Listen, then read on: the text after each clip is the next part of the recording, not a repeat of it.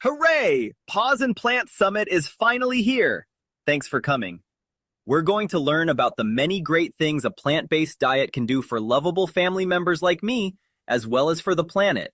Personally, I believe that being plant-based from a young age is what enabled me to learn to talk. Now let's get going with the summit. All right.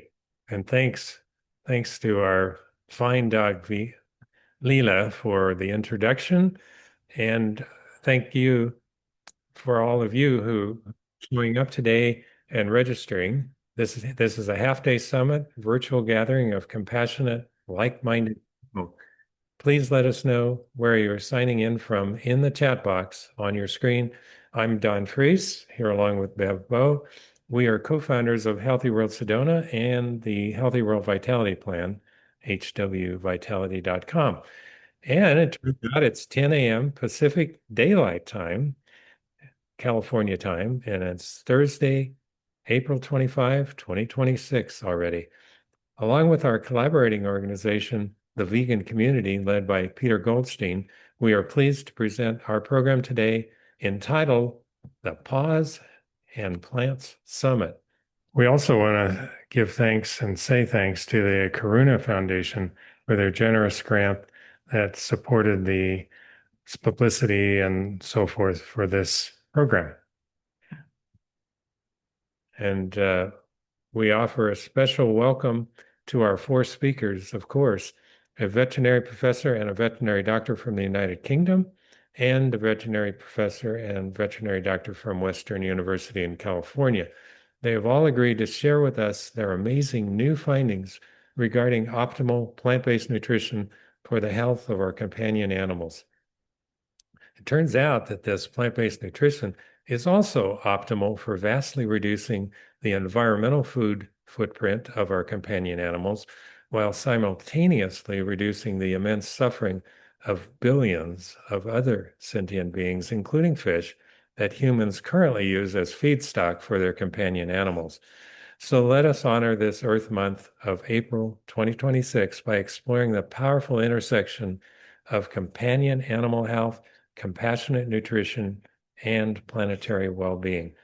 By the end of next week, you will be able to go to pawsandplants.org to view a detailed summary of what we have learned today, and you'll also be able to share the videos from the 5 segments of this summit with your family, friends, colleagues, and yes, even your veterinarians. Special thanks to Jody Lind for her dedication to making this summit a success. Kudos also to Peter Goldstein and his team members from the vegan community for collaborating on the promotional materials, and also gratitude to Wendy McPherson for her promotional efforts as well. So watch your email for a companion guide that will include links to our speaker websites, plant-based nutrition, pet food providers, and more. And we will also add this guide to our pawsandplants.org website. So throughout the next 5 hours, as each of our 4 speakers presents their information to us, please place your questions in the chat, and we can cover them in the Q&A portion that's built into each of the sessions, and we'll also have some Q&A time at the end. Our speakers in the UK will take the lead for the first 2 hours, then at 12 Pacific time today, which is 8 in the UK and 9 in continental Europe. We'll take a 30-minute break to honor the images of all the companion animals that you all sent in. That's going to be really fun. It has been really fun to meet your lovely fur babies. And this slideshow with music, will include your pet's name and the geographic location from around the world. And we truly are a global conference here. So, and then promptly at 12:30 Pacific time, we'll begin the afternoon session with our California speakers, including the final Q&A at 3 o'clock Pacific time. So apologies to those of you in Europe for this being so late. It was the only way we could figure out to do it. So because it's being recorded, if it gets too late, you can always watch it later. So Right. So getting right into the program, the first speaker today is Andrew Knight, a veterinary professor of animal welfare. who is affiliated with 2 universities in Australia and with the University of Winchester in the United Kingdom. He's an experienced small animal veterinarian, a specialist especially in animal welfare, and in 2024, he received a PhD focused on vegan pet food, exploring health, behavioral, and environmental implications. He has around 150 academic and 80 popular publications and an extensive series of social media videos and several websites on vegan companion animal diets, including one that it'll be in our notes, but it's www.sustainablepetfood.info. Other of his sites explore the following topics: climate change in the livestock sector, invasive animal research, educational animal use, humane clinical and surgical skills training, and other animal welfare issues. His studies on vegan pet food are regularly reported in news outlets globally, and he often works with animal advocacy charities. He is frequently interviewed by the media and has received over 15 awards for this work. The topic of his discussion about to begin today is vegan pet food, a diet change revolution begins. And the first slide of his presentation, interestingly, starts with the question, should cats and dogs go vegan? Sustainable pet food for pets, their people, and our planet. Take it away, Professor Knight. Thank you very much for that kind introduction. Thanks everyone for joining me this morning. I've already learned something important. Apparently dogs on a plant-based diet can learn to talk. I wasn't aware of that previously, so I appreciate the dog that introduced the program for us in the beginning, educated me about that point. So the idea that dogs and cats could possibly be healthy on plant-based diets seems outrageous to many people at first glance, because we often think of them as being very much carnivores. Actually, that's not quite true. Dogs are omnivores today. They evolved from wolves, who were carnivores, about 20 to 40,000 years ago, when those wolf packs actually started following our ancestors around the landscape, as our ancestors would hunt game animals and gather roots and berries and so on. Our hunter-gatherer ancestors primarily subsisted on starchy root vegetables. We certainly did hunt animals, but in between those hunts, that was the mainstay of our diets. We're followed around the landscape by wolf packs who are trying to scavenge from our ancestors. Some of the wolves had temperaments that were a bit better mannered and a bit more confident, and they would approach more closely to our human campfires, and they were more tolerated.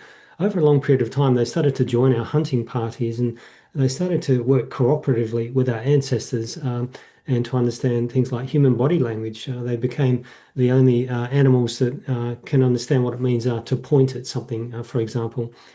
So some of those wolves developed genetic mutations that enabled them to derive nutritional benefit from a more mixed diet of human food scraps, certainly scraps of meat, but also the starchy root vegetables that we were mostly consuming in between those successful hunts. Those wolf hybrids did better than the carnivorous wolves that didn't have those mutations, and over time the population changed to become modern domesticated dogs who do quite well on a mixed diet of human food scraps. Cats have had a different ancestry, and they've only co-evolved with us for 8 to 10,000 years. Their role has been to guard our food stores, particularly our grain stores, from rodents, and they've been encouraged to continue hunting. So this means that ancestral cats remain carnivores, and they do need to hunt a variety of small mammals, birds, and insects in order to achieve the nutrients that they need to survive. None of this is actually relevant, really, to modern domesticated dogs or cats. Both of whom consume body parts normally in commercial pet food from a variety of animals they'd never naturally hunt, along with all sorts of unnatural additives, and packaged up into formulations such as dry kibble and fed at predictable times each day. This is very far removed, actually, from any natural feeding regime of an ancestral dog or cat. What is going on in recent decades is that people have increasingly been considering plant-based lifestyles for themselves and also for their companion animals, driven by these sorts of major trends. People are increasingly concerned about health and well-being. Dogs and cats are increasingly regarded as family members. They're living longer. People are wanting better standards of healthcare and better diets for them. We're increasingly aware that the livestock sector is the biggest cause of deforestation on the planet, one of the largest users of fresh water, and a major source of greenhouse gas emissions and environmental destruction. We now kill more than 92 billion land animals in the food system each year. That's more than 10 land animals for every person on the earth, and 1 to 3 trillion fish and marine animals. And people are increasingly aware of the animal welfare and ethical implications of that. And there's even a food justice concern because the consumption of grain varies wildly from just under 30 kilograms per person per year of wheat in developing nations to more than 96 in the wealthiest countries, including the United States. That's because in the US and those other wealthy nations, most of the grain is being consumed indirectly in the form of livestock products. After being fed to livestock animals, most of it is lost during the conversion process, and only a relatively small amount ends up in usable meat, milk, and eggs. So it's a very inefficient way of producing food, and the results of that is it drives up demand for grain substantially, meaning that 1 in every 9 people on the planet suffers from hunger and malnutrition.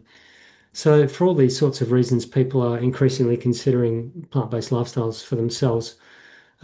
Within the pet food space, alternatives to conventional and raw meat diets are these. There are those based upon plants. There's lots of vegan diets available.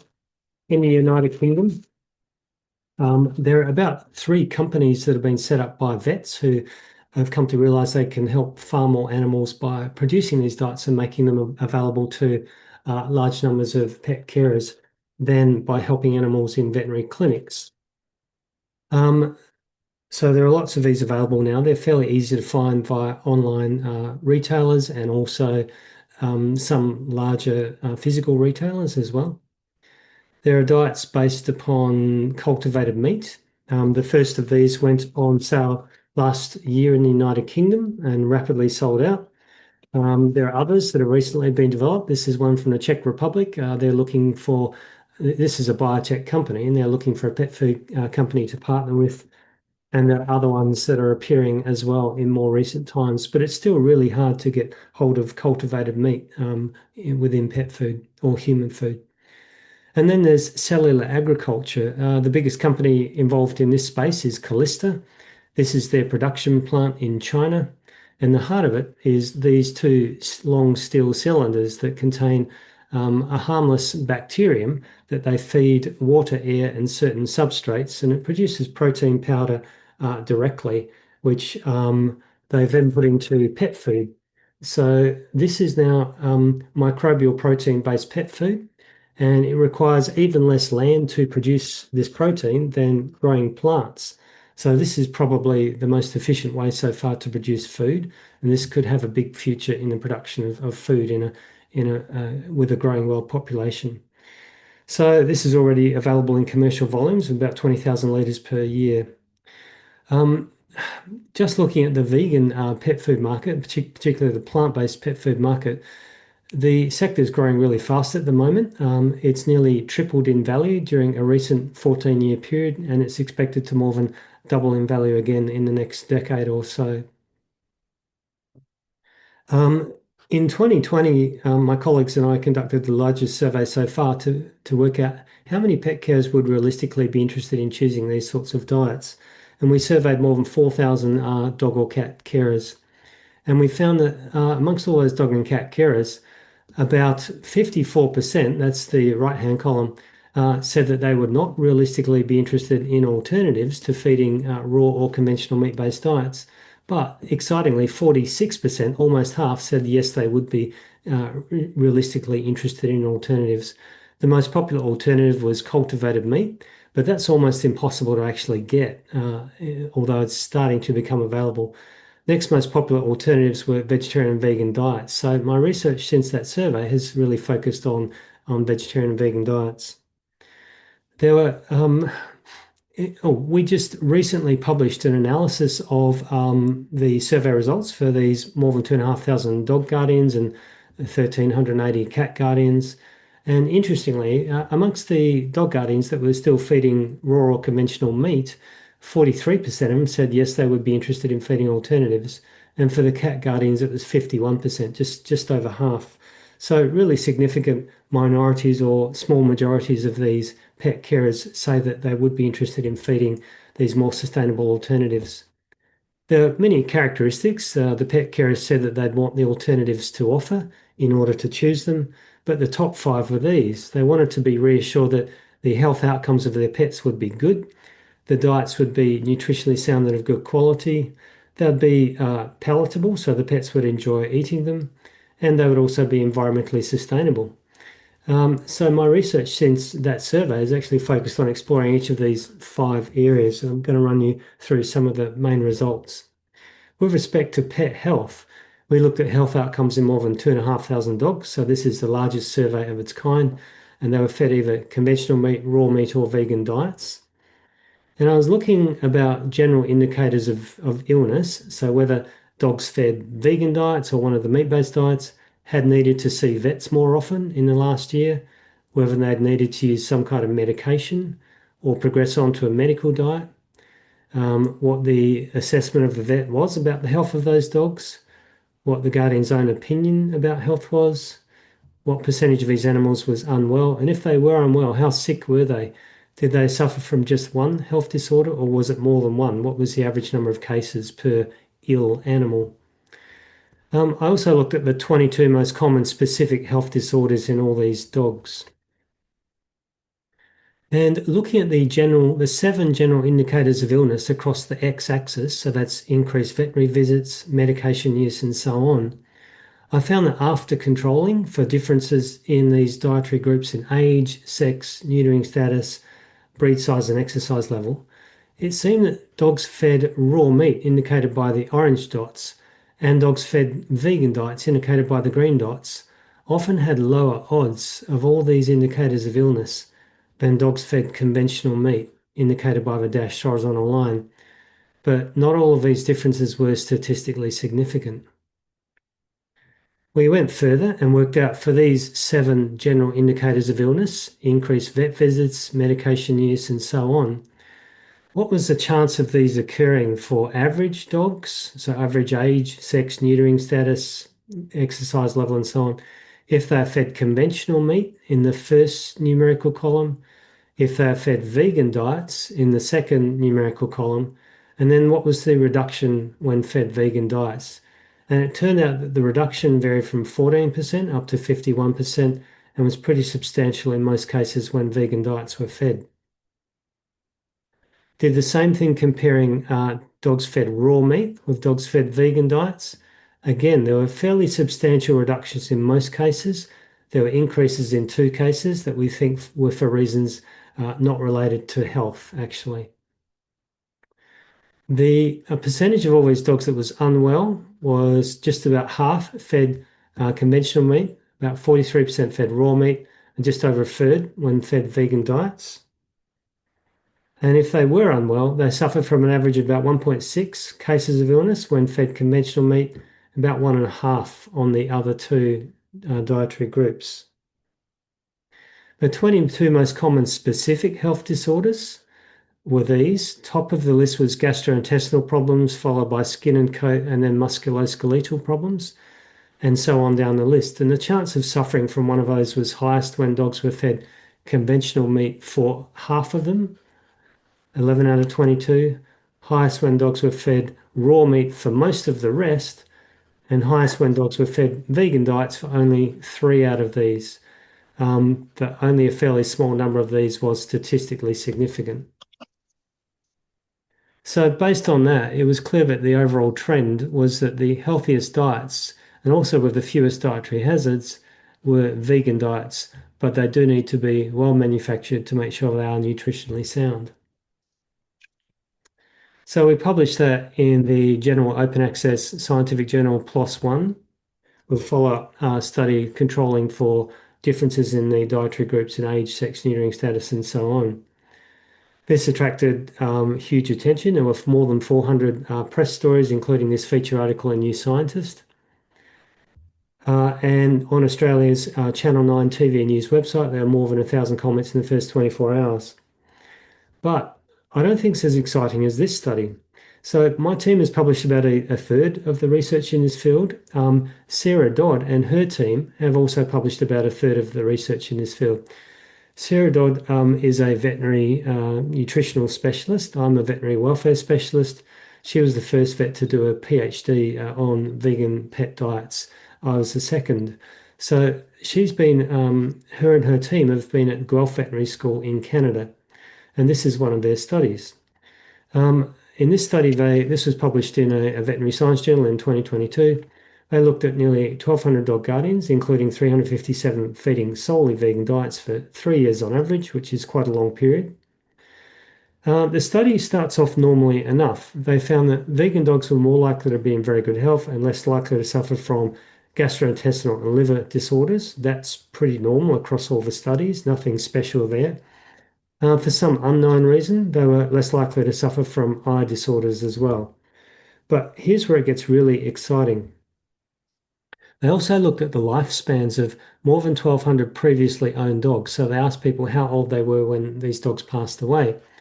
And the dogs on vegan diets, the term for that was plant-based in this study, indicated by the green curve, seemed to be living longer than the dogs fed meat-based diets or mixed diets in the other two curves.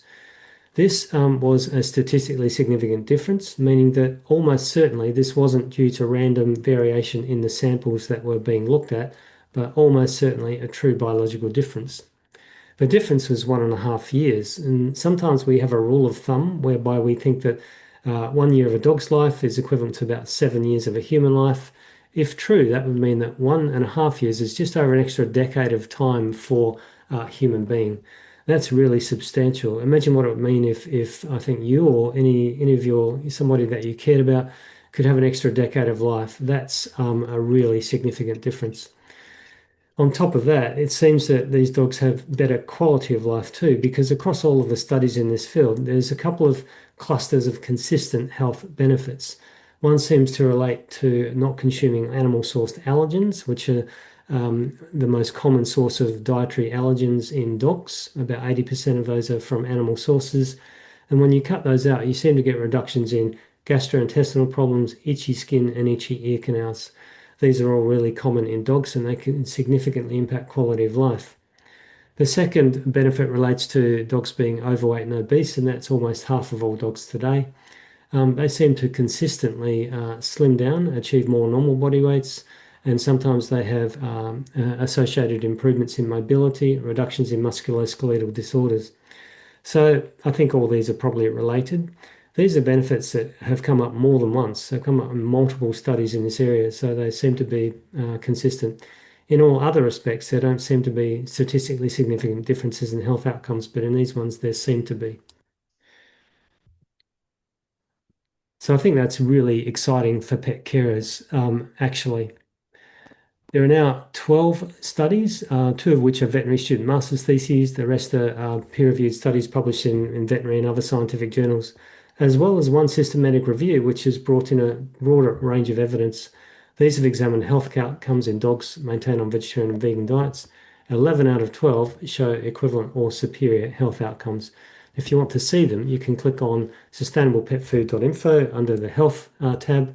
You'll get a short summary of each of these studies and a link through to the full text study. They're all freely available online, so you can look at them. So it's clear that the weight of evidence in this field overwhelmingly supports the use of vegan diets, providing, of course, that they are well manufactured to be nutritionally sound. What about cats? This is a similar study that we did in cats. We had more than 1,300 cats, which is the biggest survey of its kind. This time we just had 1 group fed meat-based diets and 1 group fed vegan diets. We looked at the same 7 general indicators of illness across the x-axis: increased numbers of veterinary visits, likelihood of needing medication, medical diets, and so on.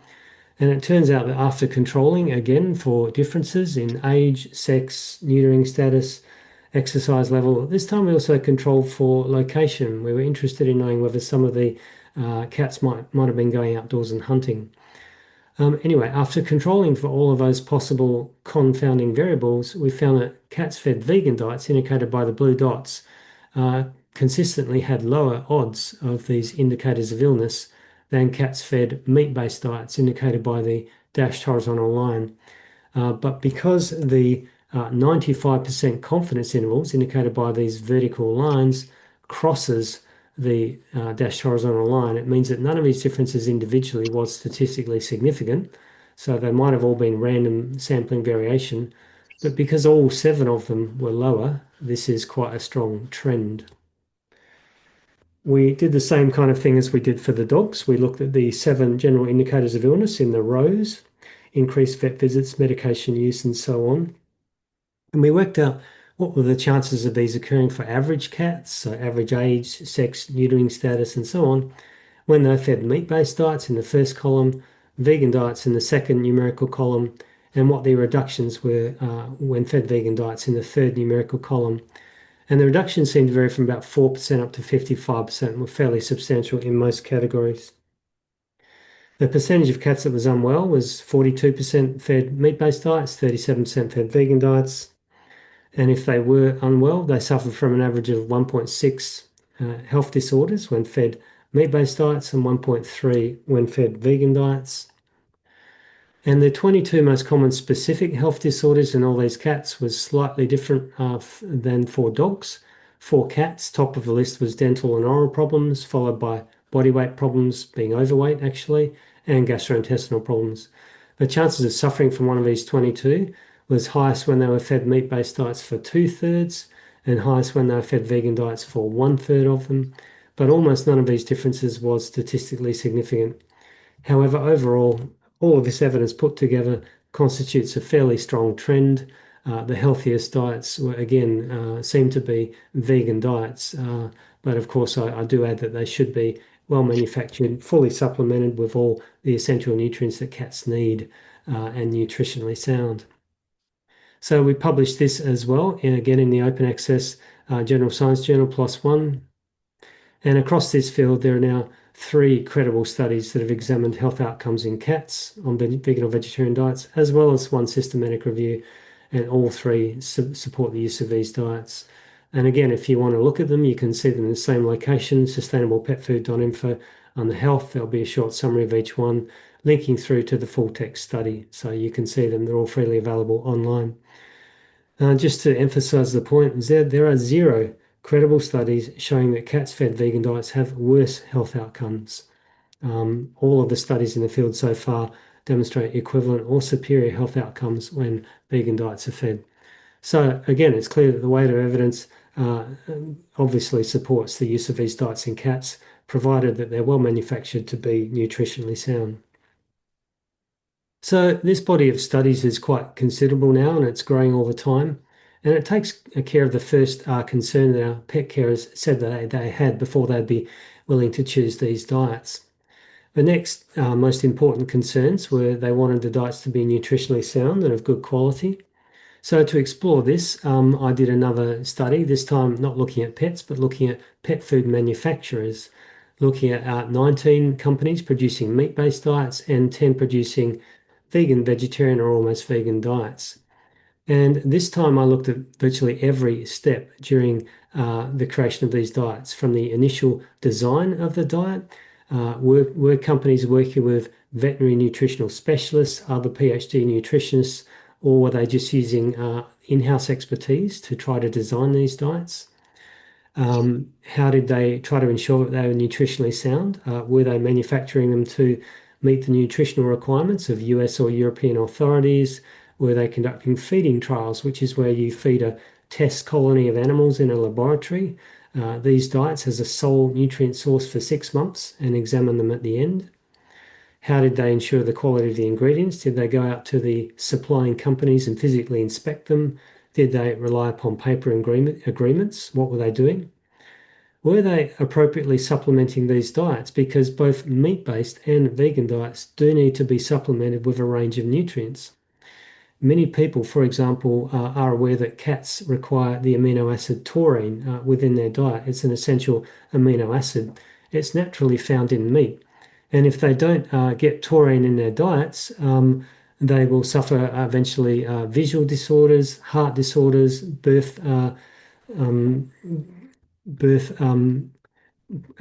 congenital deformities, and bleeding disorders as well. So taurine is really important in the diets of cats. It was found in the 1960s that cats consuming meat-based pet food, commercial meat-based pet food, were suffering from taurine deficiency, even though they were consuming meat. This seemed very strange, so it was explored, and it was discovered that the high temperatures and pressures used in the processing of pet food today tend to degrade fragile nutrients like taurine and other amino acids and some vitamins as well, resulting in loss of biological activity. So the problem was solved by, after processing was finished, synthetic taurine was then added back into the meat-based pet food. The same synthetic taurine is added into vegan diets as well.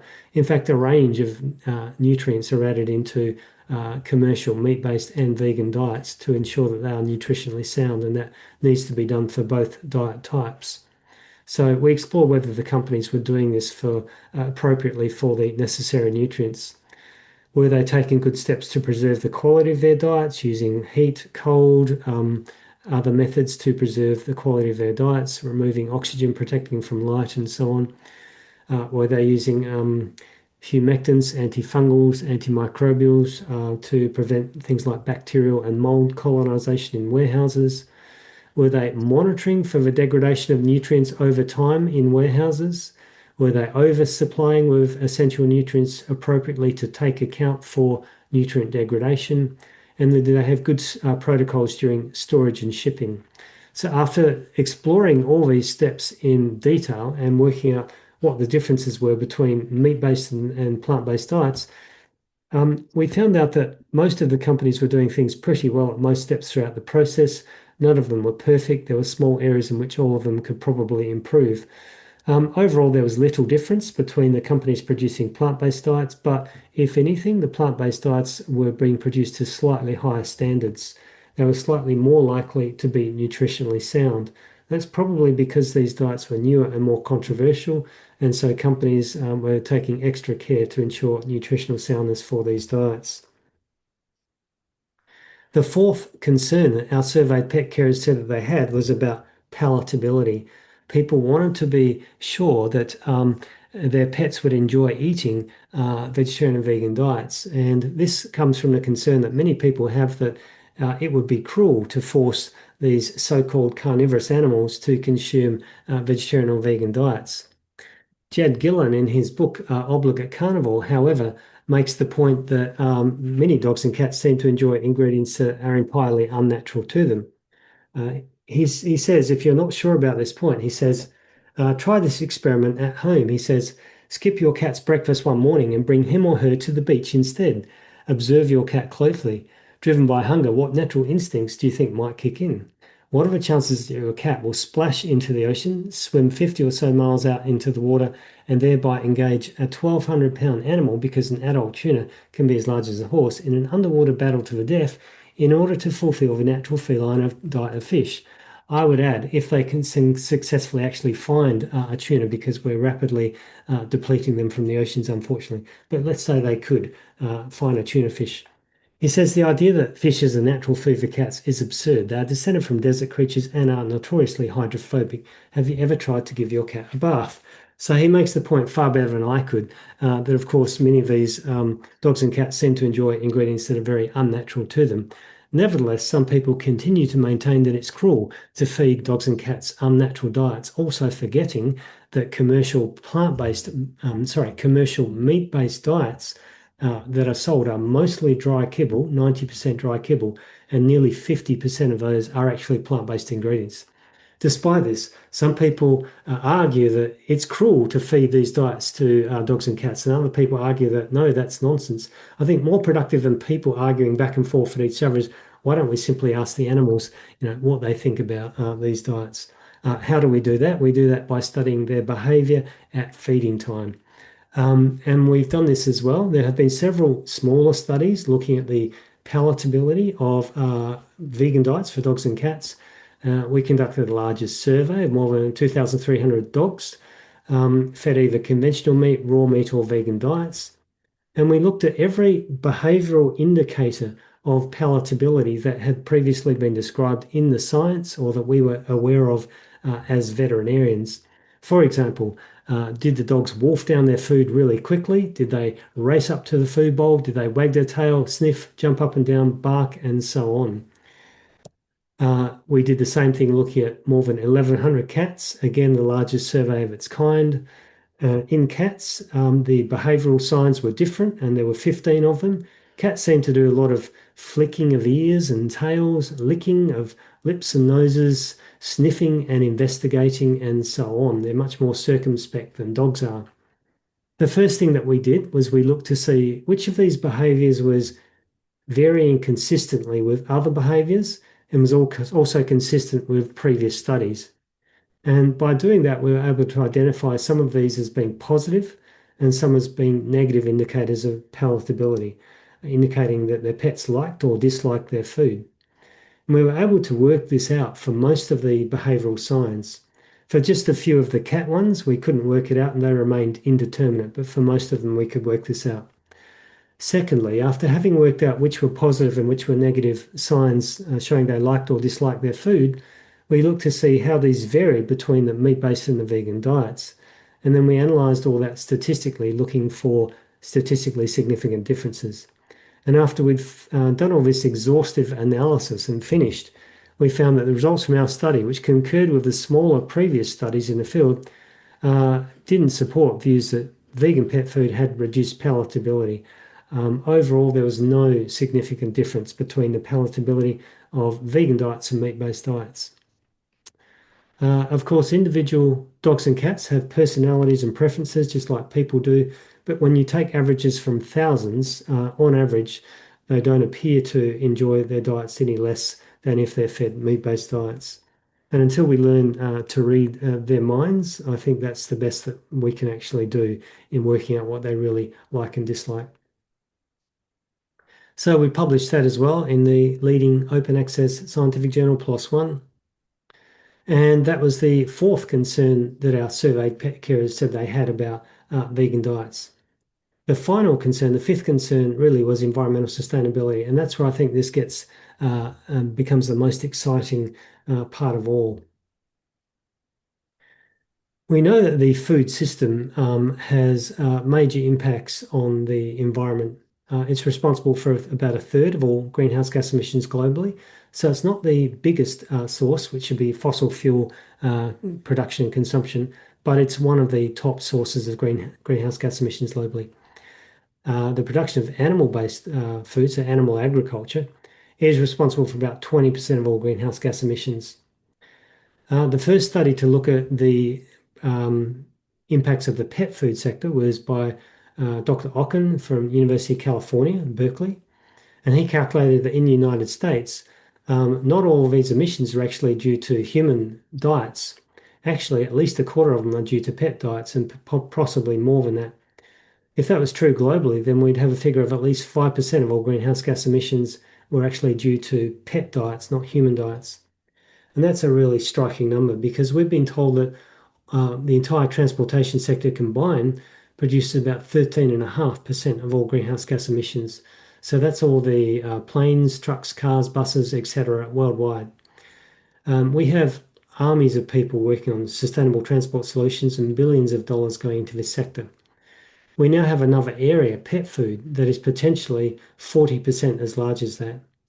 The number of people worldwide working on this outside pet food companies has been full-time, has been one until recently, and now we've got another person that has recently joined, along with individual researchers doing ad hoc studies, along with pet food companies producing products in this area, and that has pretty much been it worldwide. So this has been, I think, and I think currently is the most neglected area in the entire environmental, health and well-being, animal advocacy, and plant-based diet sectors. And I'm going to show you why I think it's probably one of the most beneficial as well, potentially beneficial.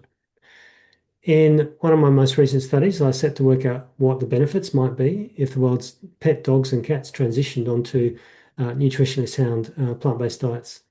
I set to work out how many food animals would no longer be slaughtered each year, what the savings might be in land, water, fossil fuels, phosphates, and pesticides and fertilizers, and greenhouse gases. How many people could you feed if we weren't feeding so much grain to farmed animals and grain was available for people to eat directly? It wasn't possible to really do a study like this until 2020, when for the first time a report became available giving us information about the ingredients used in pet food on a large scale. This covered 2/3 of the entire US pet food market, which was the biggest market in the world. So finally, we had information about the farmed animal species, plant-based ingredients being used, the tonnages, and so on. I started by working out the dietary energy requirements for dogs and cats, and for comparison, people in the United States in the same year, what proportion of those was supplied by animal-based ingredients, what the environmental impacts of all those animal ingredients were, and what they would be if the same dietary energy had been supplied by plant-based ingredients. I tried to then extrapolate the results globally to the same year, but I couldn't do it for 2020 because there weren't reliable dog and cat numbers for that year, but there were for 2018, the most recent nearby year. So my global results relate to 2018, and I'm going to show you what the results were. In 2018, there were some 78 billion land animals killed in the food system. You can see the breakdown by species. Most of them were poultry, followed by pigs, and so on. Today, this is more than 92 billion, so it's gone up significantly. So the results I'm about to show you are quite conservative. The figures are larger today.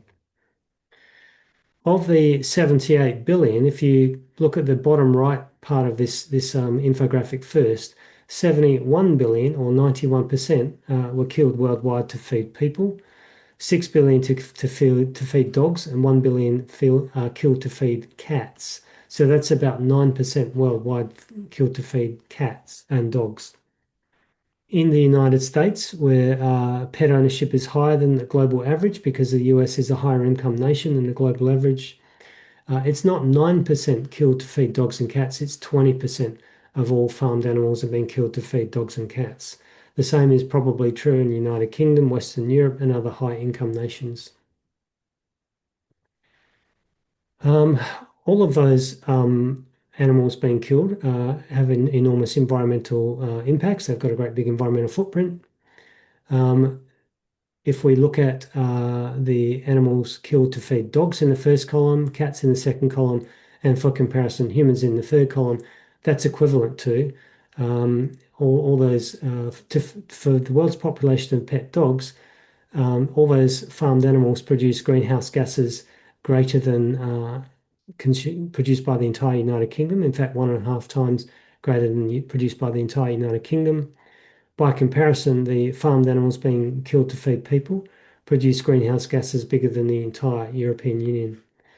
The farmed animals being killed to feed all those dogs consume land bigger than Mexico, and for comparison with people, that's land bigger than Russia, the world's largest country, combined with India. If all that land wasn't being used to raise livestock animals, it would become available for reforestation, carbon capture, and biodiversity increase, and would make a major difference to environmental sustainability and biodiversity increase.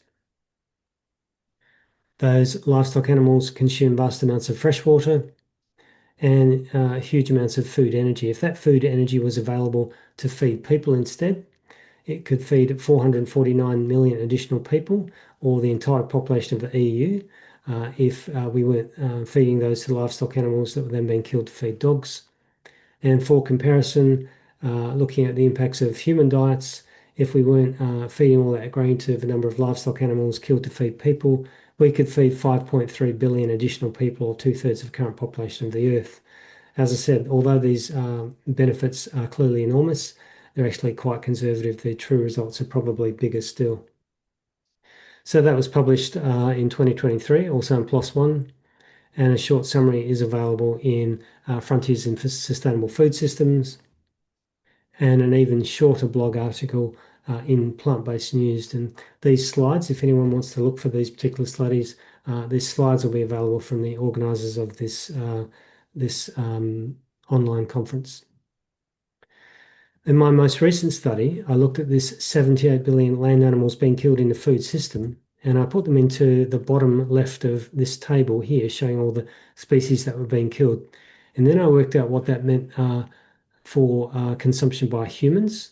And I worked out that the global average is that means that just about 9 farmed land animals per year are being killed to feed people, or were in 2018, slightly more today.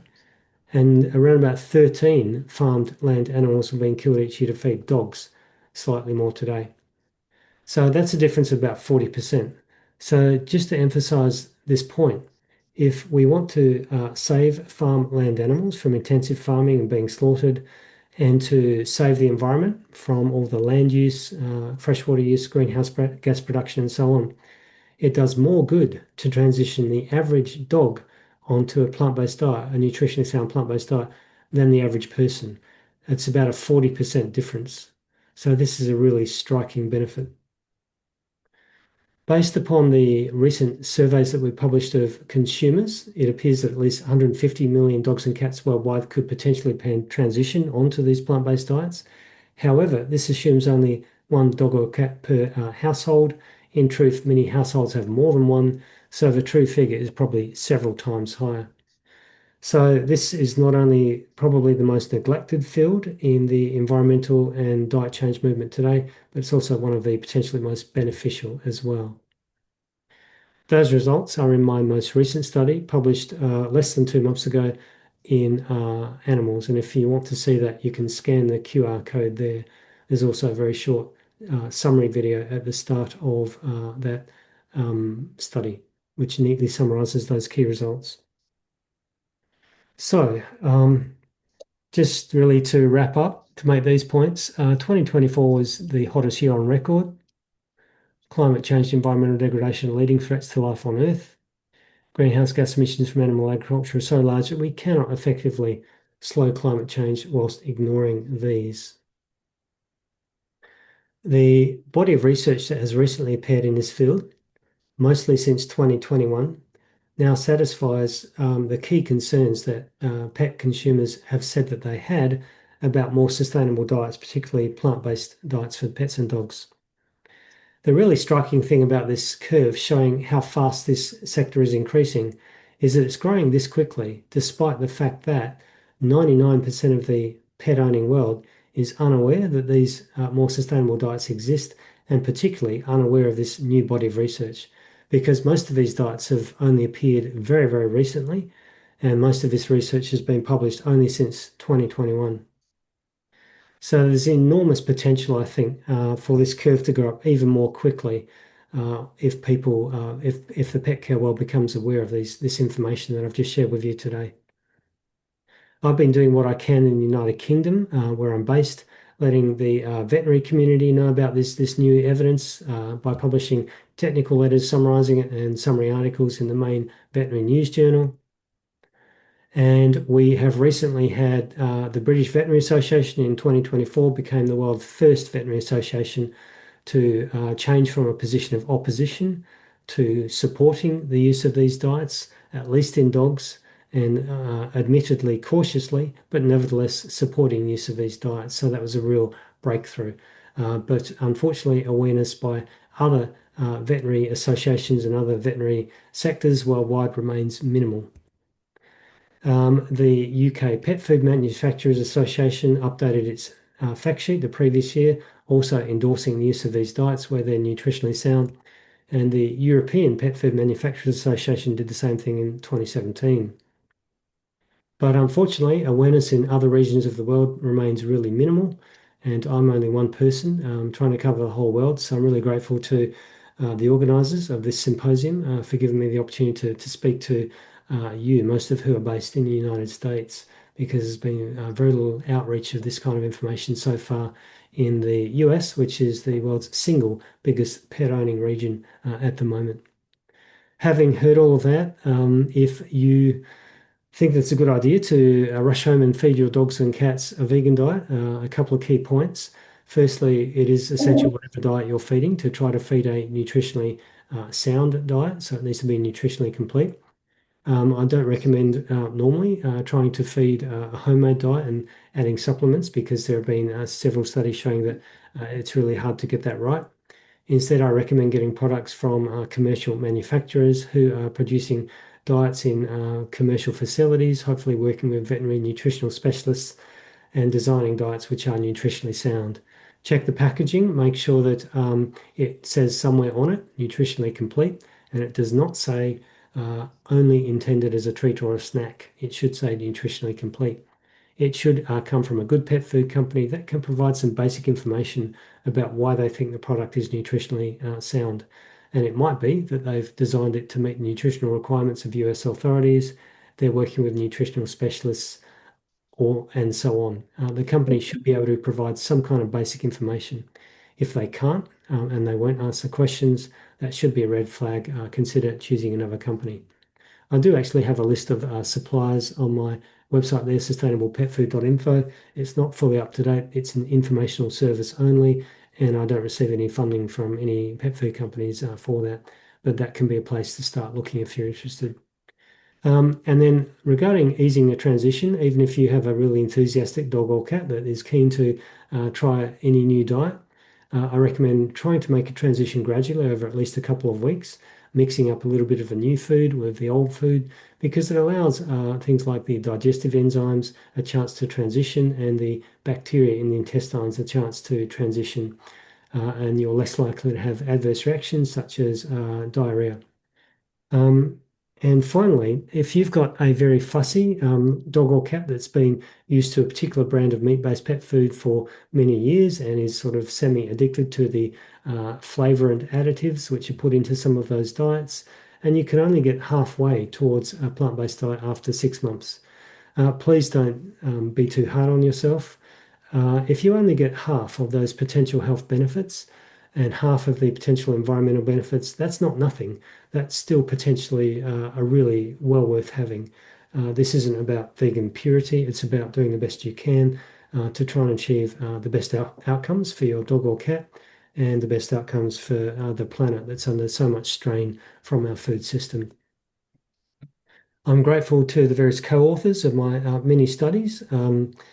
Most of who are statisticians, to my funding sources, which included some food awareness organizations and a couple of pet food companies. Around about 5 years ago, I haven't received any funding from them since. None of these funders had anything to do with anything that might have altered the results of studies in any way, but I'm very grateful to their support. It enabled me to hire an assistant at the university where I was working to do my teaching and marking to give me time to be able to actually do this research. I also don't know more than 4,000 pet carers on social media. So to conduct the largest survey that's been done so far, I relied upon a small army of volunteers and companies to reach all of them, and I'm very grateful to their support as well. If you're interested in having a closer look at any of those studies, you can find them under the various tabs at my informational website, sustainablepetfood.info. So thank you very much indeed. I'm now happy to take any questions, and I will scan through the chat column to see if there are any questions there for me to respond to. All right. Thank you, Dr. Knight. We're going to start with the comments and questions in the chat box. Go ahead, Bev, with the first one. Yeah. So first question, are vegan kibble diets healthy? The conventional wisdom seems to be anti-kibble as it involves a lot of heat in processing. Yeah, my perception is that there have been multiple fads over the years with respect to human health and well-being and also pet health and well-being, and that this, I'm afraid, is one of them.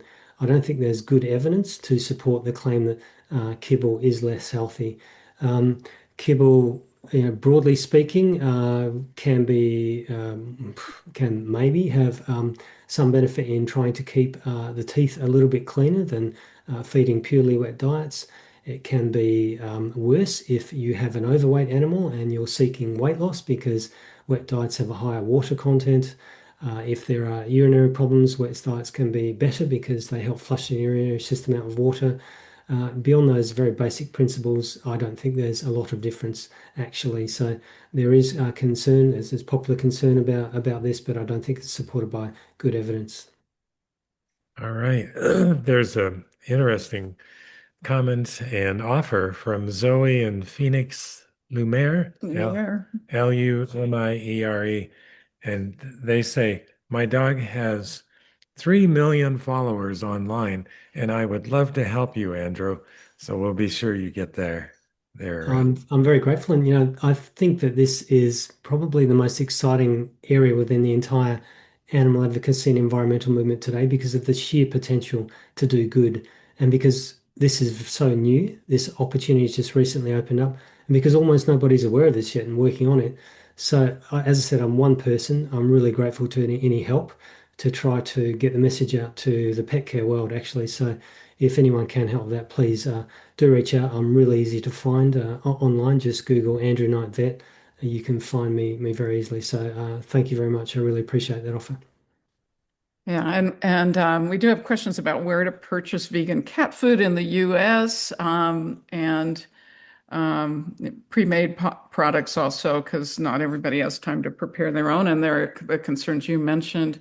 Um, does anybody have a recommendation on, in the US, best place for vegan cat food? Yeah, I mean, on my website, sustainablepetfood.info, there are a list of suppliers. Some of them probably do sell vegan cat food in the United States. That list is out of date. I'm actually working with an assistant and to update that. I'm hoping that literally within days, I'll have a more up-to-date list will actually be on the website there. So kind of watch that space. There's nothing to stop people doing their own AI model research as well. If anybody actually knows of a vegan cat food they'd recommend in the United States, please go ahead and put it in the chat column as well.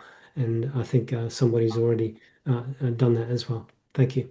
Yeah, and so Jolene says, given that the veterinary field is full of animal lovers, presumably, why did it take so long to explore the idea of plant-based diets in pets?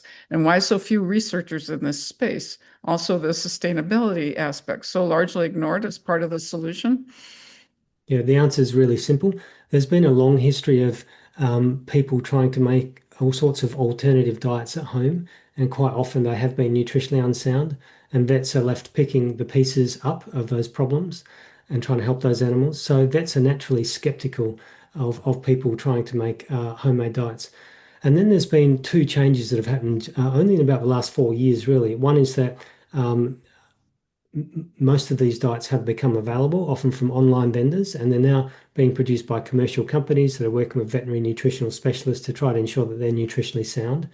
The second is that all of this research has appeared, exploring things like health outcomes, diet, nutritional soundness and quality, palatability, environmental outcomes. The veterinary world is largely unaware that these diets exist and of this evidence because most of it's only happened in the last 4 years. So most veterinarians are wrongly assuming that people feeding these diets are making their own homemade diets and these are nutritionally unsound. That's the way things used to be, but the world has now changed, and it's only changed in the last 4 years or so. And most vets are not yet aware of this. They're fairly well aware of this in the United Kingdom because I'm in the UK and I've been working with the main veterinary news journal to get information out on a regular basis.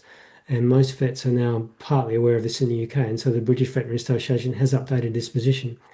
But almost nobody's actually been doing this in the United States or amongst the environmental researchers are also largely unaware of this research. That's it. It's just an awareness problem.